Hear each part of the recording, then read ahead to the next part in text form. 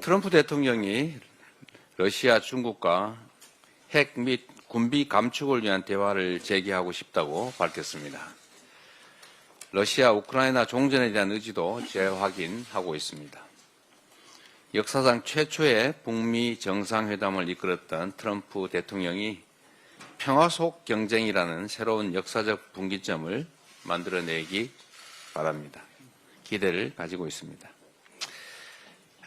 트럼프 2기 행정부는 모두가 보시는 것처럼 국익을 위해서라면 동맹국가의 관세 전쟁도 불사합니다. 동맹국가의 관세 전쟁을 불사할 뿐만 아니라 적대 관계에 있는 나라들과의 대화, 협상도 전혀 망설이지 않습니다. 우리 역시 이 점을 배워야 될 것 같습니다. 견고한 한미동맹과 한미일 안보협력이라는 대원칙을 유지하면서도 국익과 평화를 지키기 위한 실용외교가 절실한 때라는 생각이 듭니다. 다행히 지난주에 한미일 외교장관회의가 처음으로 열렸습니다. 관세를 포함해서 경제안보와 인공지능, 양자, 반도체 등 다양한 분야에서 활발하게 소통해 가기로 한 만큼 여야와 정부, 기업이 모두 함께 힘을 합쳐서 대응할 때가 아닌가 생각됩니다. 북극 항로 관련해서 한 말씀 드리겠습니다. 북극 항로에 대한 관심이 높아지고 있습니다. 다행입니다. 북극 항로 개척에 대해서 정부가 화답했습니다. 지난주 경제분야 대정부 질문에서 북극 항로와 북방 외교의 중요성을 강조한 우리 당 어기구 의원의 질의에 최상목 권한대행이 전적으로 동의한다고 대답했습니다. 그리고 13일에는 부산시가 부산 북극 항로 개척 전담 조직 첫 회의를 열어서 정책 과제를 논의했다고 합니다. 매우 환영할 만한 일입니다. 우리 모두의 미래가 걸린 일에는 여야 진영을 가리지 않고 함께 힘을 합치는 것이 좋겠습니다. 대한민국 균형 발전에 여야가 따로 있을 수 없습니다. 정부, 부산시와 더불어 우리 더불어민주당도 적극적인 역할을 수행하겠습니다.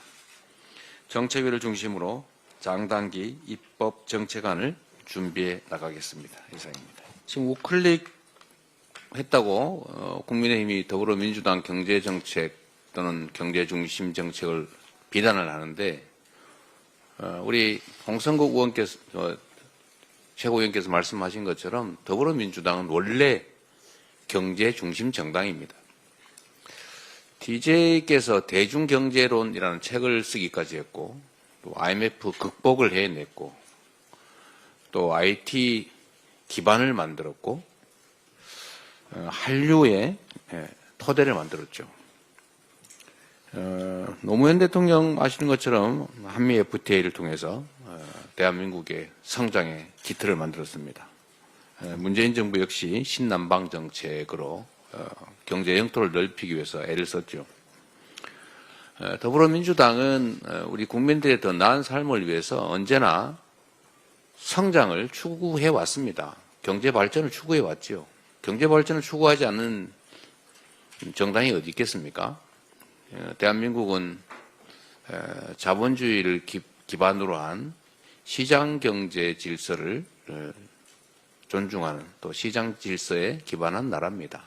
어떻게 경제와 성장을 신경 쓰지 않을 수가 있겠어요? 경제와 성장을 신경 쓰지 않는 것은 바로 국민의힘입니다. 그러니까 말씀하신 것처럼 1%대 성장률이 추락을 해도 계엄하고 내란 일으켜서 영구 집권할 생각이나 하고 그러지 않습니까?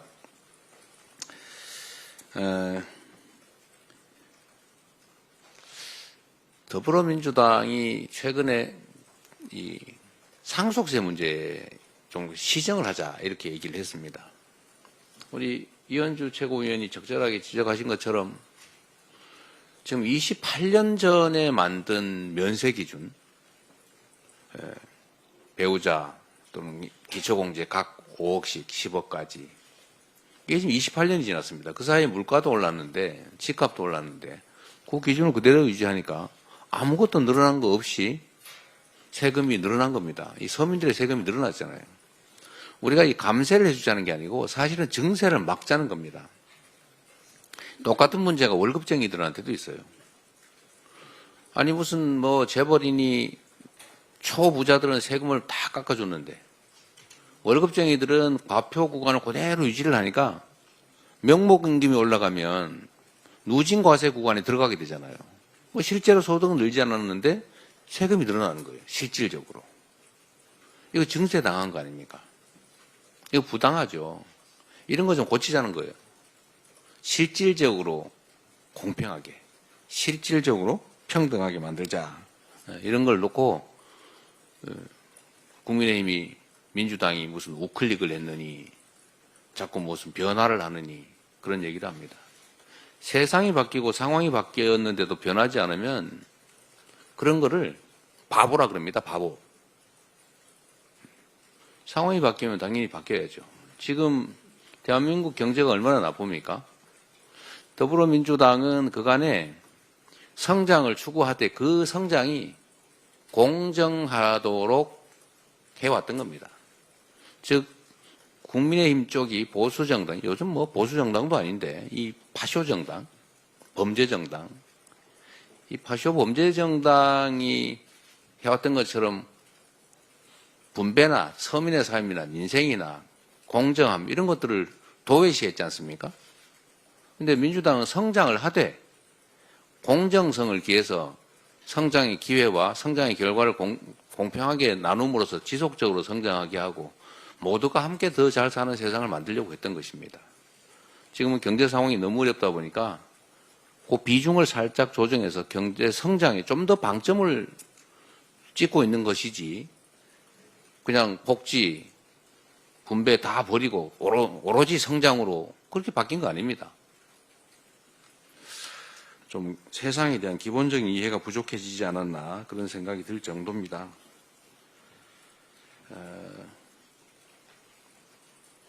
경제 문제에 관한 한 제가 확실하게 말씀드릴 수 있습니다. 국민의힘보다는 낫습니다. 민주당. 아무리 부족하고 못나도 국민의힘보다는 분명히 낫습니다. 제가 장담하는데 제가 계속 저걸 쳐다보고 있잖아요. 매일. 오늘 다행히 환율이 1441원까지 좀 내려가고 있어서 다행인데 코스피 지수가 지금 2500에서 겨우 2600대로 겨우 턱걸이 하고 있어요. 민주당이 집권을 하면 특별한 변화 없이도 저게 2000대인데 저 3000대 찍을 겁니다. 왜 그러냐? 아주 단순해요. 일단 시장이 공정해질 것입니다. 주가 조작하면 혼낼 거예요. 주가 조작해서 수십억씩 수백억씩 벌고 수만 명, 수십만 명한테 피눈물을 흘리게 해도 아무도 책임을 묻지 않으니 누가 투자하려고 그러겠어요. 뭐 외국인 투자자들이 웬만해서 투자하겠습니까? 이런 불공정한 나라에. 불공정이 증명되고 있잖아요. 이 불투명성이. 그리고 멀쩡한 회사 쪼개가지고 자회사 만들어서 마음대로 주가 떨어뜨리는 소수의 대주주가 이익 보는 이런 거 고쳐야 되잖아요. 상법 개정해야죠. 원래는 자본시장법을 개정해야 됩니다. 근데 자본시장법을 개정하려니까 국민의힘이 반대하잖아요. 그러니까 할 수 없이 상법 개정을 하고 있는 거예요. 그리고 한반도 평화 문제가 주가에 영향을 미치지 않습니까? 지금 한반도의 군사적 긴장이 커지니까 코리아 디스카운트가 심해져서 이 주가에 영향을 줘요. 그게 5%라고 해도 얼마입니까? 엄청나죠. 근데 민주당이 대화하고 한반도를 좀 더 안정시키면 당연히 주가가 올라가겠죠. 그리고 지금 국민의힘 정권처럼 맨날 거짓말에 남 헐뜯기나 하고 집권당인지 산당인지 알 수 없는 이런 행태를 계속 보이면 산업경제정책이 사라지지 않습니까? 도대체 이 나라의 경제 방향이 뭔지 산업정책이 뭔지 전혀 몰라요.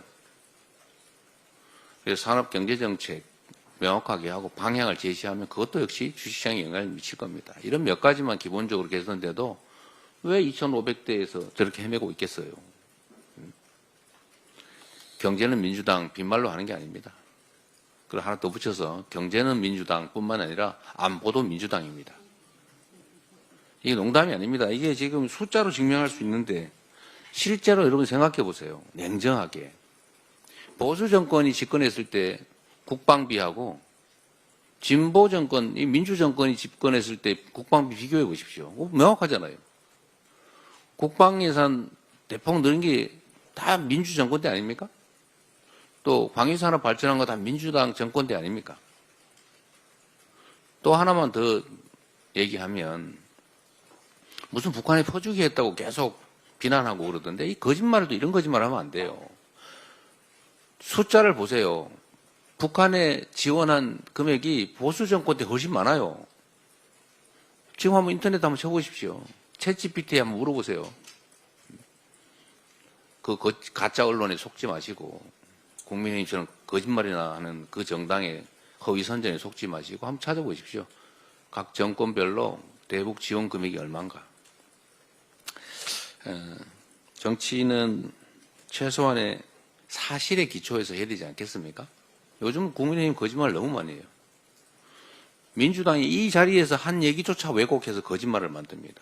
분명히 A라고 말했는데 B라고 말한 건 거짓이다. 뭐 이런 식으로 공격을 합니다. 그것도 공식적으로.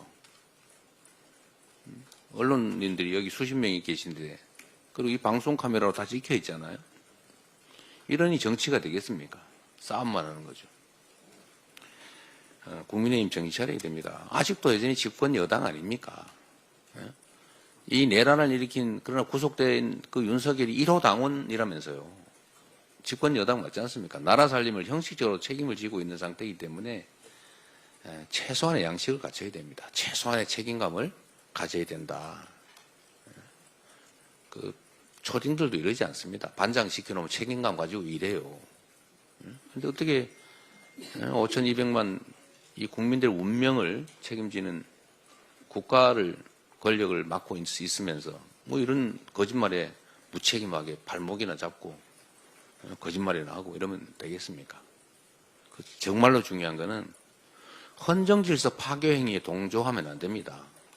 지금 헌정질서 파괴하고 있잖아요. 민주공화국의 기본 질서를 망가뜨리고 있지 않습니까? 거기에 동조하고 있잖아요. 그런 짓들을 하면서 어떻게 이 나라 주권자들을 대신한다고 할 수 있겠습니까? 하도 답답해서 좀 말이 길었습니다. 정신 차리기 바랍니다.